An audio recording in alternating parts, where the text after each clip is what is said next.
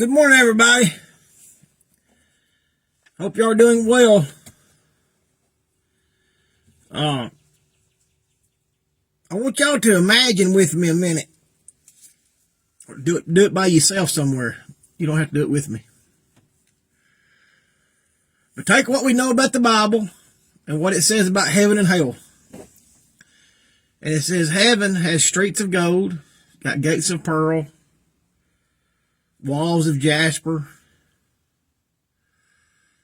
I think it says it's got a crystal lake. And it says that there's no need for the sun there because Christ is there and he's the one shining the light. I want you to think about that. And then go over to hell in your mind, what hell is like. We know hell is a place of it's been explained to us as a place of eternal punishment.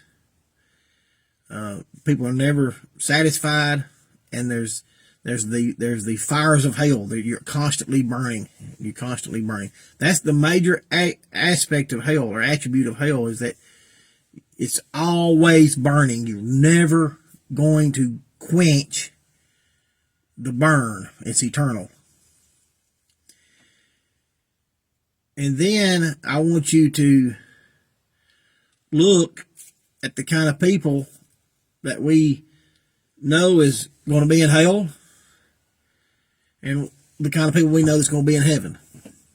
And what we know as Christians that who's going to be in heaven are those that have been able to forgive others and have been able to accept forgiveness from Christ. Big problem, big problem. Sometimes you don't know if you're holding a grudge or you're just protecting yourself. And then sometimes some things are done to you and you have to work through it because you can't just let your guard down for somebody. You got to put up a fight to stop them. And then you got to keep one eye on them. But somehow during the process, you've got to forgive them and let them go on their way. And be willing to kind of let them come back around if they're going to treat you right. Or you can still maybe have something to do with them, but not like you once did. Okay, so I'm really not sitting here making a religious statement as much as I am trying to get our mind around in the concept, I guess, of what heaven and hell is, and then what it's made up of the people there. And we know that hell is made up of people that just did what they wanted to do, and they enjoyed certain things, and hell ended up being their punishment. Okay. Now, if you got the understanding of who's in hell and who's in heaven, and the physical attributes of heaven and hell as we've been told. But let's take away the physical attributes of heaven and hell and just leave the people.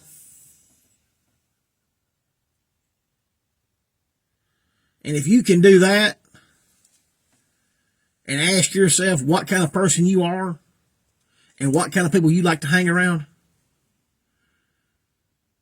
you just solved your problem if you're having a hellish experience here on this earth.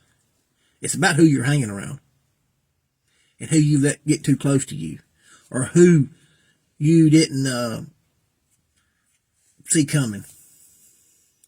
And I don't know, when we're talking like this, it sounds like it's unforgiveness. No, somehow you got to build your life around this situation of you're going to be around certain people because you're going to behave a certain way. And then when you gotta sort of leave the door open to help these other people, and you can't just shun them.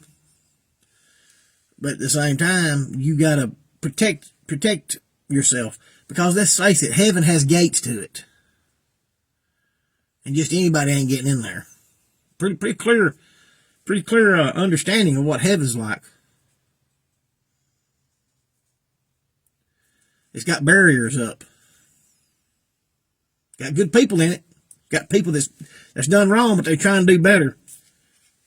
And it's got boundaries up, if you want to call it. It's got boundaries. You know, I hate that term. But just anybody ain't getting in there. But what's that on the outside? Just anybody can get in that. Anybody. Anybody can go to hell. You ain't got to do nothing special to go to hell. Just look at the people. And look at who you gravitate toward. You just identified your problem. Now, the problem is, this goes back to that other video I made, that you'll never be able to prove that this place ain't hell to those religions that believe that this earth is hell. Because there's only two choices: heaven or hell. And we know this ain't heaven. We know this ain't heaven. Now somebody said, well, it's an in-between place. That's right. I'll give you that. But this can be hellish here, or it can be heavenly. And it's directly connected to who you are as a person and who you hang around with. Somehow you've got to have the people closest to you that want to